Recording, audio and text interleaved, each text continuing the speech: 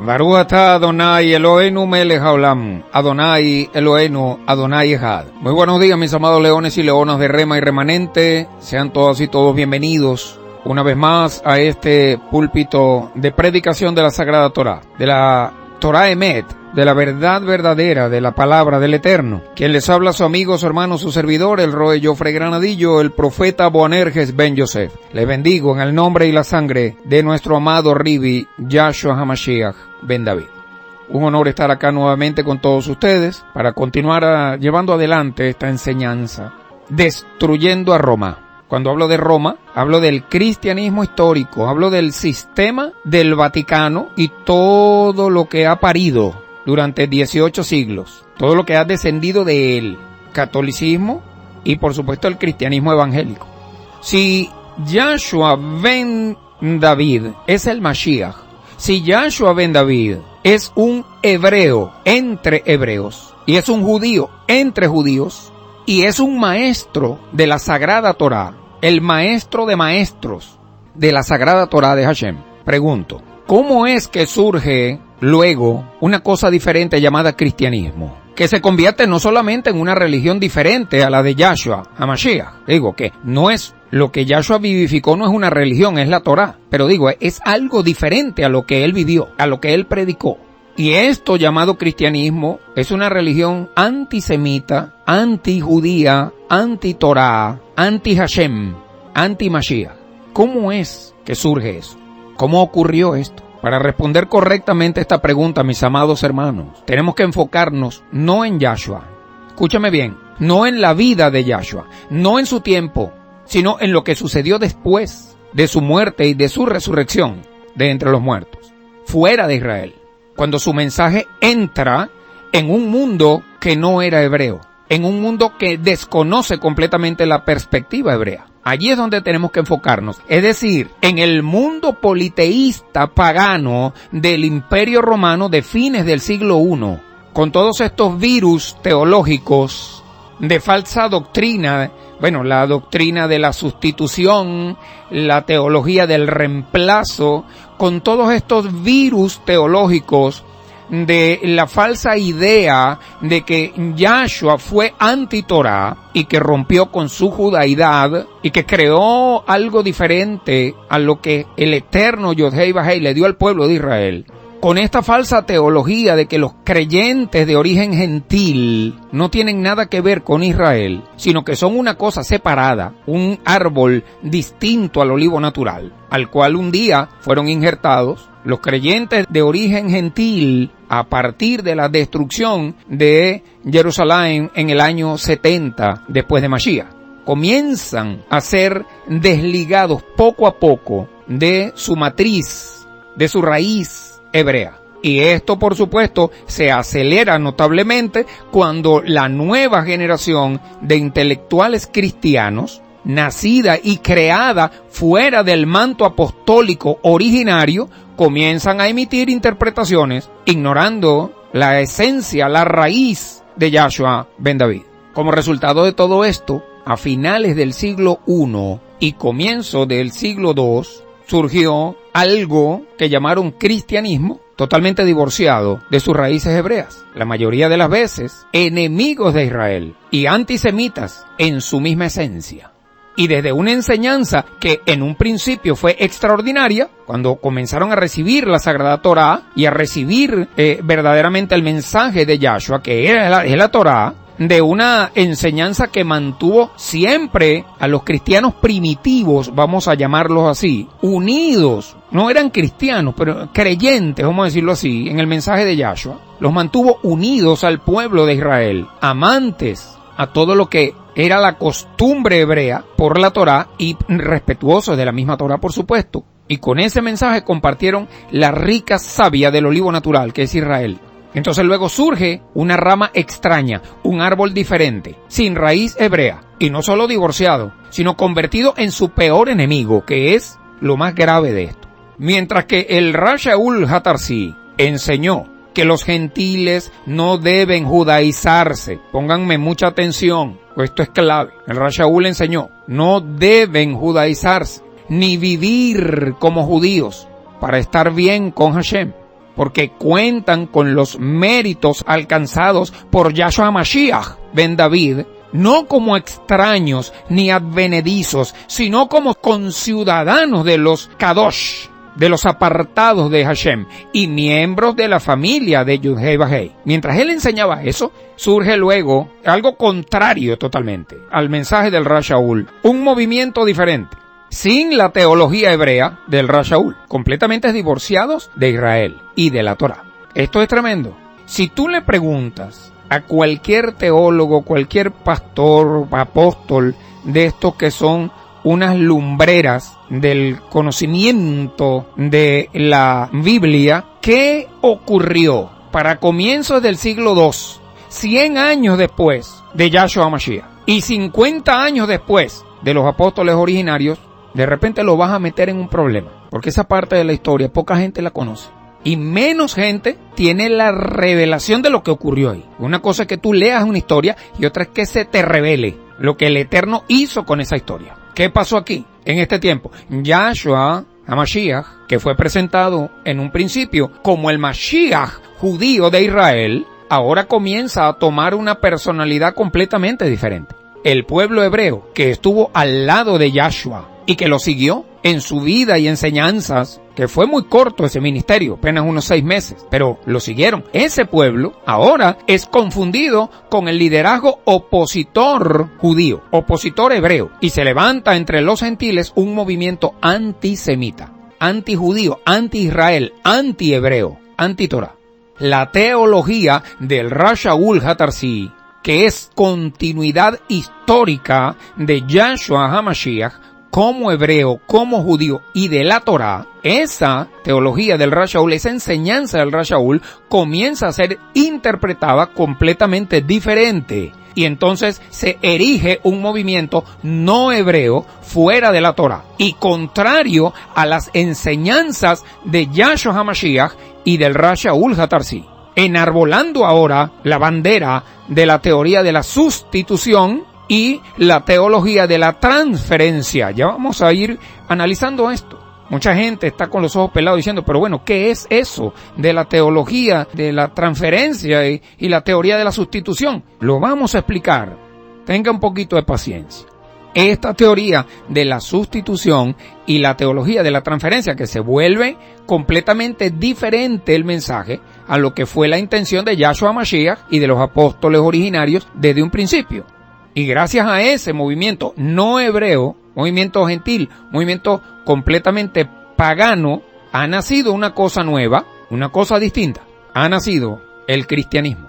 Los cristianos ya no están escuchando las voces de sus hermanos mayores, que eran hebreos. Ahora están escuchando las voces de sus propios hermanos ex paganos, formados sin la supervisión de los apóstoles originarios. Y el resultado es que la profecía que se les fue de las manos a los cristianos los convirtió en otra cosa. La profecía original se le fue de las manos a los cristianos. Y no es ahorita, desde aquel tiempo.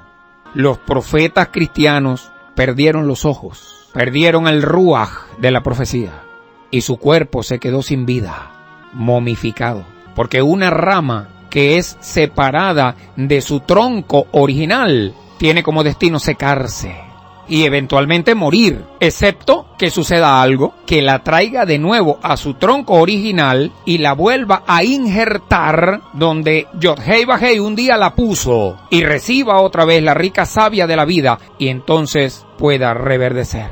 Al comenzar a separarse de su raíz hebrea y de la savia que los sostenía unidos y nutridos al olivo natural, los creyentes de origen gentil estaban corriendo un grave peligro. Y esto, como puedes darte cuenta, mi amado hermano, mi amada hermana, no sucede de un día para otro. Ya lo dije, fue un proceso largo, un proceso difícil y extremadamente doloroso. Esto no es de un día para otro. Los creyentes de origen gentil se van separando del olivo natural que es Israel, abandonan a Jerusalén, plantan sus tiendas en Roma y comienzan a oír otras voces que para finales del siglo I y principios del siglo II, ya los creyentes de origen no hebreos no están escuchando las voces de sus hermanos hebreos mayores, que son los apóstoles originarios. En ese tiempo ya todos habían partido de la tierra de los vivientes. sino que estaban escuchando ahora las voces de sus propios maestros formados sin la asistencia ni la supervisión de los apóstoles originarios. Y para justificar este divorcio, para justificar esta separación de su raíz hebrea, los copistas cristianos comienzan a alterar documentos apostólicos originales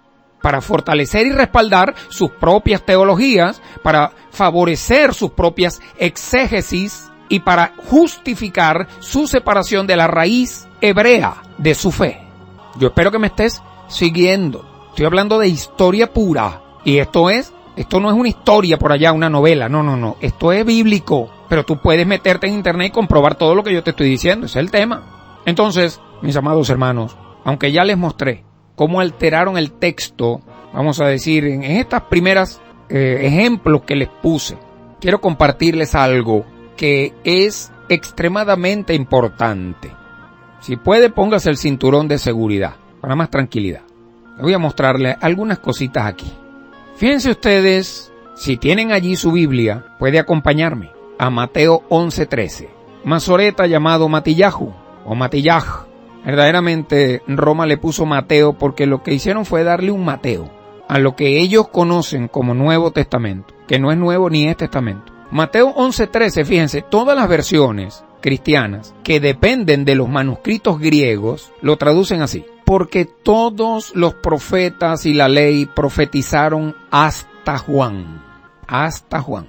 Y está muy claro aquí que al escribir esto, así cualquiera que lo lee, deduce fácilmente que solo hasta Juan el Bautista, como ellos lo llamaron, la ley funciona refiriéndose a la Torá o es normativa. Pero luego de Juan el Bautista viene Jesucristo, eso es lo que enseñan ellos. Y viene la gracia y por ende se acabó la ley de Moisés y nace el cristianismo. ¿Con quién? Con Cristo.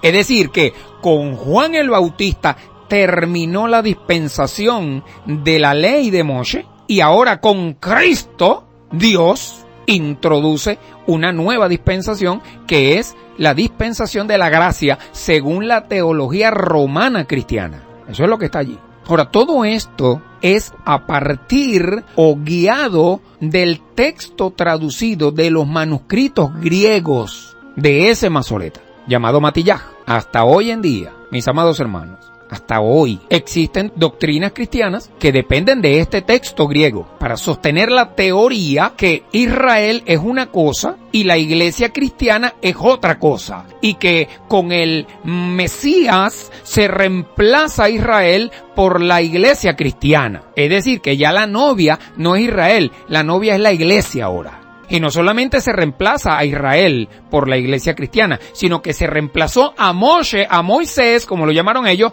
por los evangelios, y a los mandamientos de la Torá por la fe. Mira lo que te estoy diciendo. Mira, esta es la teoría de la sustitución, que fue insertada, vamos a decir, inoculada por Roma a los cristianos. Lógicamente, al tú leerlo así, al llegar el Mesías, se acabó Moisés, se acabó la ley, que es la Torá, y comienza una nueva cosa llamada cristianismo. Todo esto a partir de ¿dónde? Del manuscrito del Masoreta Matillaj, que ellos llamaron Mateo, traducido del griego koiné al español. No te olvides de todo lo que te he dicho antes, de cómo fue que ellos comenzaron a cambiar cosas, se confundieron, toda Rabá a nuestro Abacadosh, tenemos un manuscrito hebreo original de ese Masoreta llamado Matillaj. Y en ese texto hebreo sobreviviente de aquel tiempo, que está ya en Jerusalén, podemos nosotros darnos cuenta que allí dice otra cosa totalmente diferente. No dice eso. Entonces, aquí es donde se amerita el cinturón de seguridad. Si puede, póngase el chaleco antibalas también. Porque lo que dice el texto original en esos escritos que han sobrevivido al tiempo por la voluntad del Eterno, porque tiene que haber la voluntad del Eterno para que esto suceda, ese Masoreta llamado Matillaj escribió lo siguiente: porque todos los profetas y la ley profetizaron acerca de Johanán, no hasta Johanán, sino acerca de él. Vean ustedes la abismal diferencia que hay aquí. No es lo mismo decir todos los profetas y la ley profetizaron hasta Juan que decir todos los profetas y la ley profetizaron acerca de Juan. cambia una letra, cambia una palabra, pero ahí le cambiaron la vida al mundo cristiano. Cualquiera puede decir, bueno, pero una palabra más, una palabra menos. Ya le voy a explicar.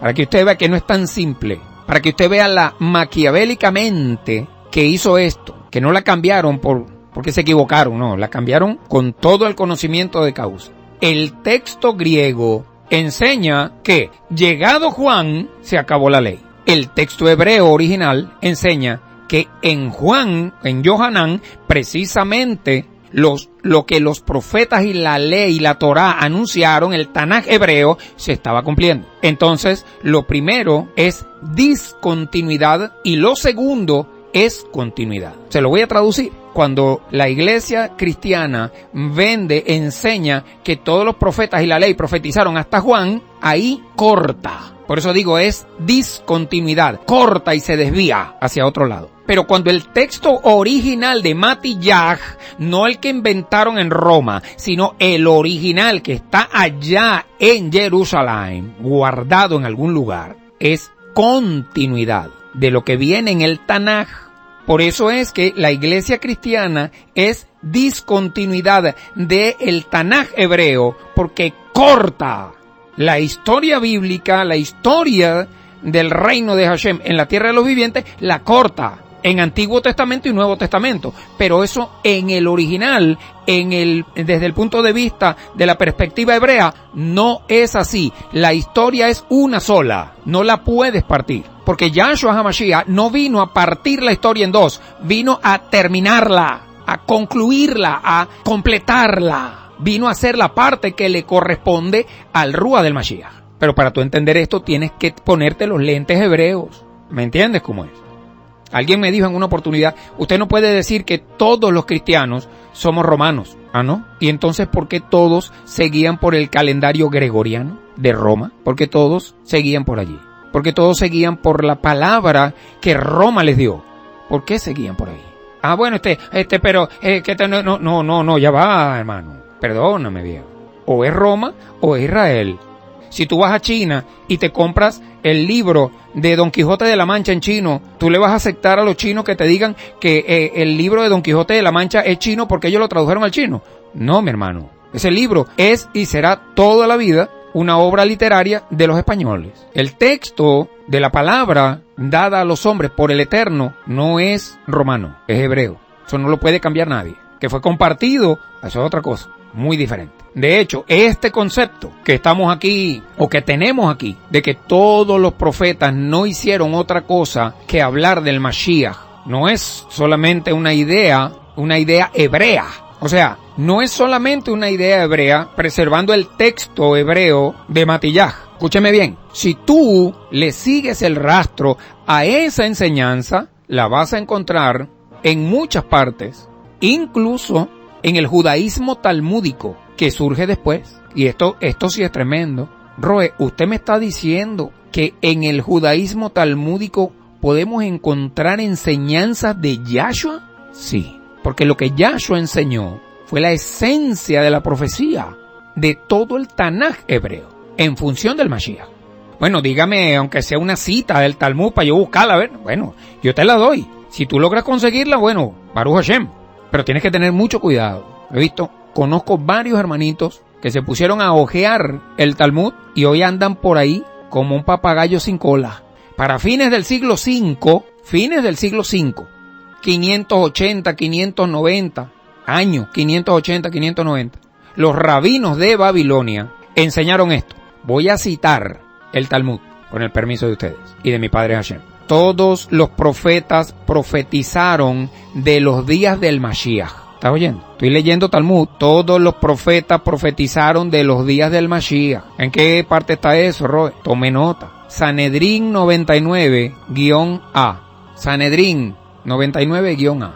El rabino llamado Yohanan ben Zakaya, que no es el mismo Zacarías, el papá de allá de Yohanan, no, porque esto es mucho después. Ese rabino llamado Yohanan ben Zakaya dijo lo siguiente: el mundo fue creado solamente para la llegada del Mashiach. Ese está en Sanedrín 96-B. B de bueno. B. Sanedrín 96-B. Entonces, como ustedes pueden darse cuenta, mis amados hermanos, es la misma idea. Es la misma idea. Toda la ley, refiriéndose a la ley de Moshe, refiriéndose a la sagrada Torah, a la instrucción del Eterno, esa instrucción que el Eterno le dio a Moshe para que Moshe se la entregara al pueblo de Israel, y los profetas, el Tanaj hebreo, profetizaron acerca de Yohanán, acerca de los días del precursor del Rúa del Mashiach, el que introdujo vamos a decir, al Mashiach sufriente en Israel. Ese fue Yohanán ben Zakaya, que Roma lo bautizó como Juan, el Bautista de paz. ¿Me entiendes? Cuando Yohanán ben Zakaya no bautizó a nadie. Esa inmersión era para Teshuvah. Pero ¿qué pasó después? Vienen los cristianos y traen una versión totalmente diferente, diciendo que toda la ley y los profetas eran hasta Juan. Y zumban ese virus con el cual, han arrasado la mitad de la humanidad. Porque con esa afirmación, el mundo cristiano abolió el ministerio profético de Yuhei Bajei en la tierra de los vivientes. El cristianismo que surge entonces, con esta idea de discontinuidad, de divorcio de su raíz hebrea, de abandono de la sagrada Torá, comienzan a editar y a manipular los documentos hebreos originales, dándoles un toque aquí, otro allá, editando, interpolando, con la mira de apoyar a aquello que fue mal interpretado por los padres del cristianismo. Darle apoyo bíblico, porque si no está en la Biblia, el mundo no lo va a creer y no lo va a aceptar. Repito, algunos cambios por error humano, pero otros de manera calculada, para respaldar su propia teología y su propia doctrina antisemita, antitorá, antijudía. Y el resultado es que la profecía se les fue de las manos. Los profetas cristianos perdieron la visión, la perdieron. Ellos mismos abolieron el ministerio profético. Perdieron el ruaj de la profecía. Y el cuerpo de esa profecía se quedó, pero sin el ruaj. Es decir, tienen el cuerpo, pero no tienen el ruaj.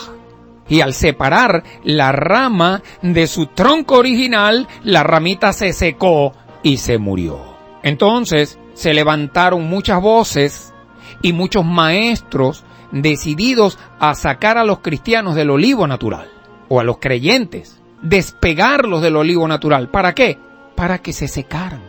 Se levantan estos maestros, se levantan estas voces decididas a cortar las raíces hebreas del recién nacido movimiento de creyentes que ellos llamaron cristianos. ¿Cuáles fueron esas voces? ¿Y qué dijeron, Roy? ¿Será que nos puede revelar eso? Sí puedo, y lo voy a hacer. Les voy a mencionar algunas de esas voces, solamente algunas. Por supuesto, estamos hablando de 18 siglos de historia, o casi 18 siglos. En primer lugar, les voy a nombrar a un hombre llamado Ignacio de Antioquía. Anote esos nombres para que luego usted busque las historias de ellos, de cada uno, en internet. No se quede nada más con Wikipedia. Investigue un poco más de cada uno de estos que son los padres fundadores de la iglesia romana, de la iglesia católica, y por supuesto son los padres también de la iglesia evangélica. Esos son los padres de Martín Lutero, y Martín Lutero es el que propicia el nacimiento de las diferentes ramas, diferentes ramificaciones de ese olivo silvestre, ese olivo extraño separado de Israel. Y de allí viene, del vientre de Martín Lutero vienen todas las denominaciones evangélicas. Ignacio de Antioquía fue un intelectual helenista, un estudioso de la mitología griega, convertido al cristianismo en Éfeso a principios del siglo II. La iglesia cristiana de Roma ciertamente lo considera como uno de sus padres fundadores, Ignacio de Antioquía. En su viaje a Roma, Ignacio escribe varias cartas a diferentes comunidades cristianas, donde enseña, entre otras cosas, lo que cito ahora de sus propias fuentes. Esto lo escribió Ignacio de Antioquía, lo que les voy a leer. Dice: los que participen de la Pascua judía, es decir, de la cena de Pesaj, los que participen de la Pascua judía son partícipes con aquellos que mataron a Jesús. Luego dice, hablar de Cristo y vivir como judíos es una tontería. Luego dice, El obispo, es decir, el papa, está ahora en el lugar de Dios.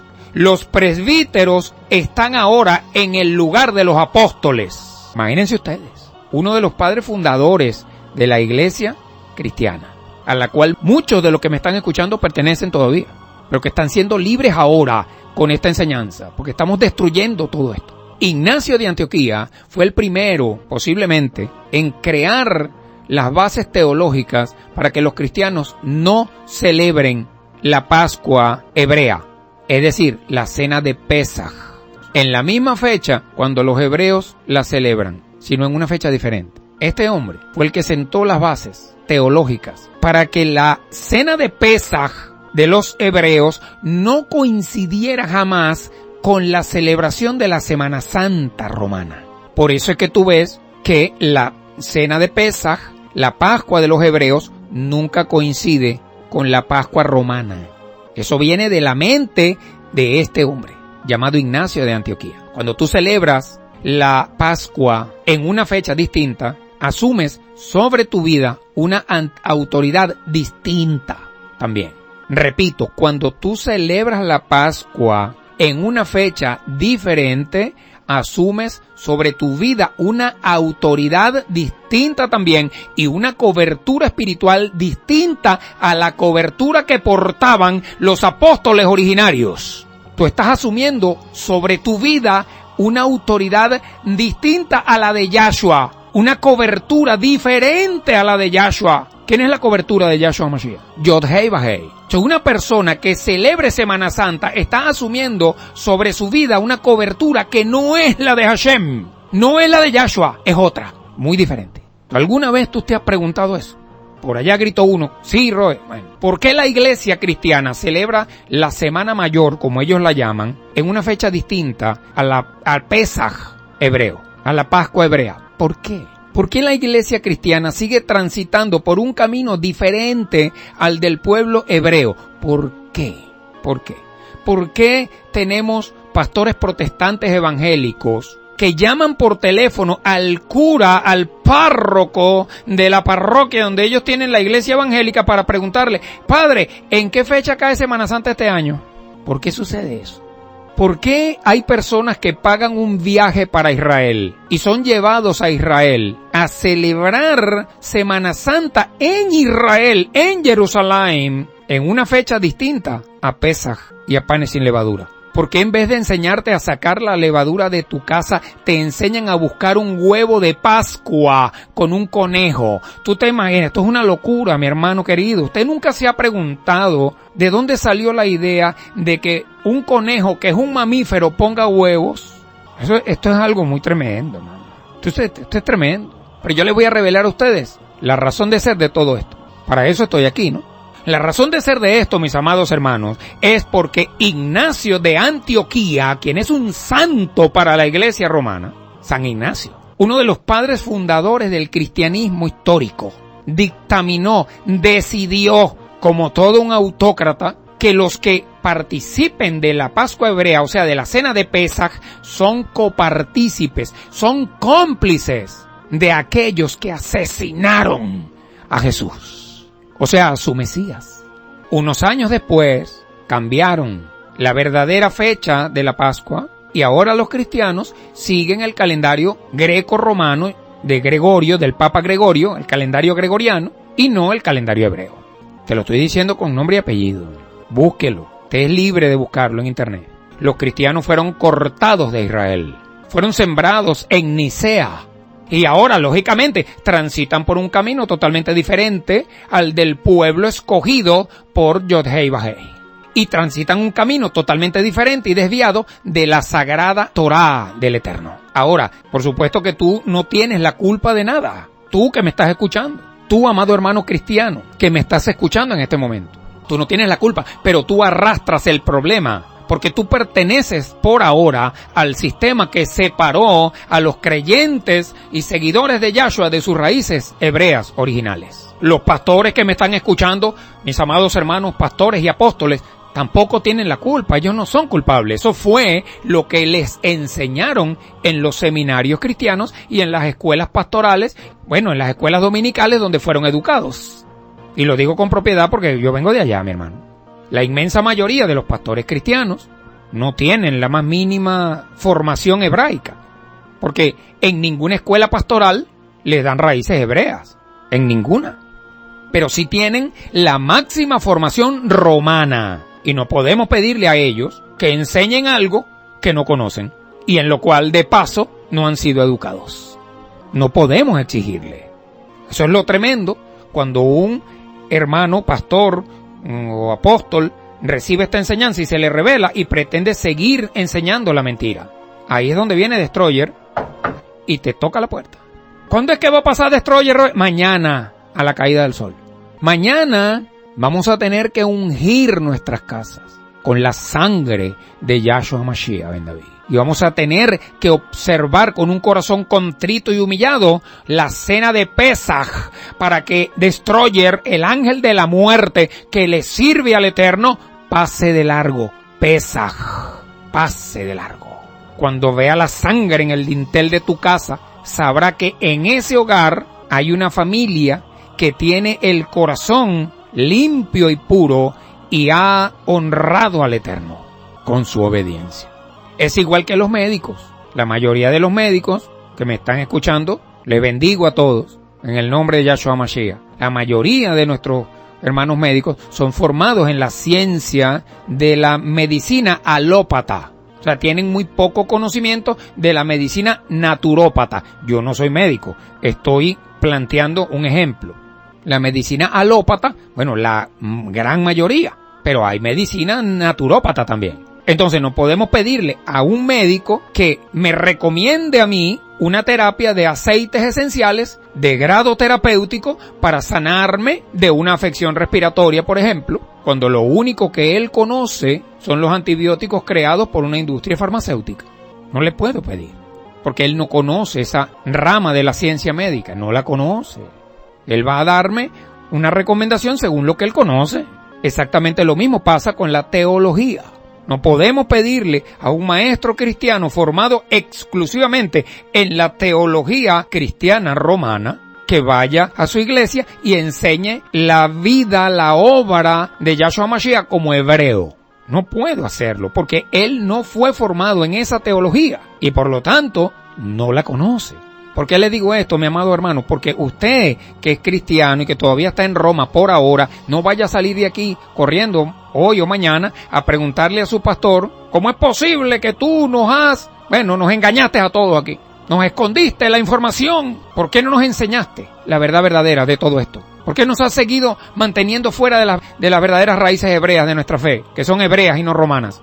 No haga eso, hermano, porque su pastor no es culpable. Ahora, algunos no tienen conocimiento de la verdad. Esos son otras víctimas. Pero los que ya tienen conocimiento de la verdad y continúan predicando a Roma son los que están guindando y no son peritas.